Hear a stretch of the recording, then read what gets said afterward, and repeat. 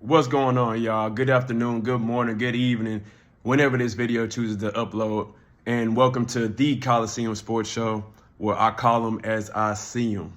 And today we got a very good matchup. We have a great matchup between the Minnesota Vikings going down to face the Philadelphia Eagles. Oh boy. Oh boy.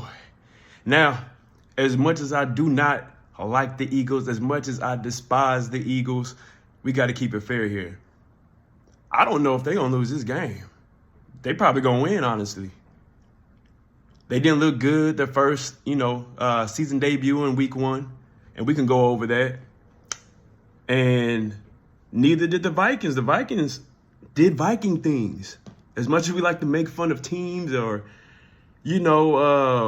say how good a team was or how bad a team was, the Vikings do Viking things. And I know because my Cowboys sometimes do Cowboy things. And so let me explain that to you. So last year, the Vikings went on a tear. They went on an 11-0 streak last year. And a lot of those games were very close games. And what I'm trying to get at is they do not know how to step on people's necks, whether they are a worse team than they are or a better team than they are, and they find themselves in the lead. They don't know how to put their foot on their necks and finish the fight. They don't know nothing about, what I'm saying? That's what I got to do. They finish them. Finish. They don't listen to me. I'd be like, hey, finish them. But the Vikings don't know how to finish them, And the funny thing is once they made it to the playoffs, guess what? That's the very thing that killed them, man. They allowed them to get up 10-point lead, and they kept coming back and making it a 3-point game, and they just could not seal the deal on a team that was not as good as them. And one thing I have to say is whenever you face a team that's not as good as you, all it takes is a good coach or a good quarterback to figure out, hey, man, they keep giving me the ball back. They keep giving me a chance to figure them out. I see that they like to blitz me this way. I see that they like to play coverage that way. So let's adjust and do this.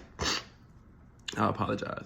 But, yeah, that's all it takes is for them to keep getting the ball back and for them to have the opportunity to figure out what you're trying to do to keep them from scoring. And once they do, if they're good enough, they'll take advantage of that. And that's something that the Vikings do all the time. They keep giving you chance after chance after chance to stay in the game. No matter how good they look, how many yards they put up. Kirk Cousins, even last week, he was putting up 300 yards, I believe. He had 344 yards, moving the ball left and right. But guess what? They kept giving the ball back to the opponent. Kirk Cousins had, 2 interceptions, 1 touchdown, and 2 fumbles that he lost. I was talking about Josh Allen and how bad he was looking, and is he really that good? But, man, Kirk Cousins makes it hard to root for him whenever he does stuff like this because even early on, he was lighting them up. They were moving the ball like it was nothing. The Bucs had no reason to even be in that game. But guess what? He kept giving Baker Mayfield the ball back. You know what Baker Mayfield said after the game? He said, hey, I figured out their defensive calls. I know what they're doing.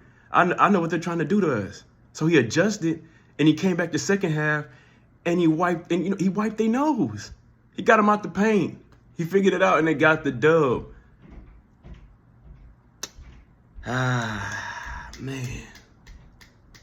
And like I said, the Vikings were the better team, man. And whenever you look at a lot of these shows, they say that the defense, is the reason why Minnesota isn't as good. No, they're just on the field all the time. The Minnesota Vikings defense is on the field all the time. Like I said, let's say that one more time. Even though Kirk Cousins had 344 yards, he had, it was 1 interception.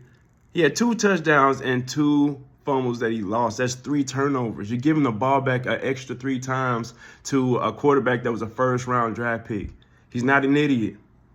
He might have been in the wrong situation before, it might not have worked out. But if you keep giving him time after time after time, Baker Mayfield is good enough to try to figure out, hey, they're doing this, they're doing that.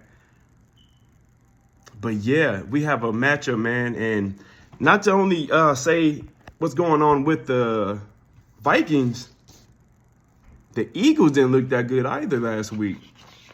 And just to give you guys a quick rundown of, let me look over my research. You know, I research and I like to write my stuff down. But just to give you a rundown of what Hurts did, he started off just 9 of 13 for 47 yards and 1 touchdown before the half. After the half, he was 22, 33, 170 yards, 1 touchdown, and he had a fumble actually that gave the Patriots a chance to win. And honestly, they should have lost that game. The Patriots were on fire. The Eagles kept giving them a chance after chance after chance to come back, man. And Mac almost pulled it out. So I'm not that encouraged by the Eagles at all. I'm not that confident with them. So looking at what they did, by the way, they finished a close game, 25-20, to beat the Patriots, okay? Same thing with Tampa Bay versus Minnesota. The game finished 20-17. These are close games. And one thing you have to know is that a good team knows how to win a lot of close games. Last year, the Minnesota Vikings showed you that, but it ended up biting them in the end. And the Eagles also did that. They had a very close game in the Super Bowl, and it bit them in the end. A turnover, I believe, by Jalen Hurts sealed the deal. So what I look for is for Jalen Hurts to get his rushing yards.